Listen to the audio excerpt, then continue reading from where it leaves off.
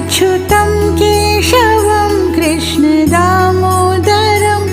रामनारायणं जानकीवल्लभं रामनारायणं जानकीवल्लभं।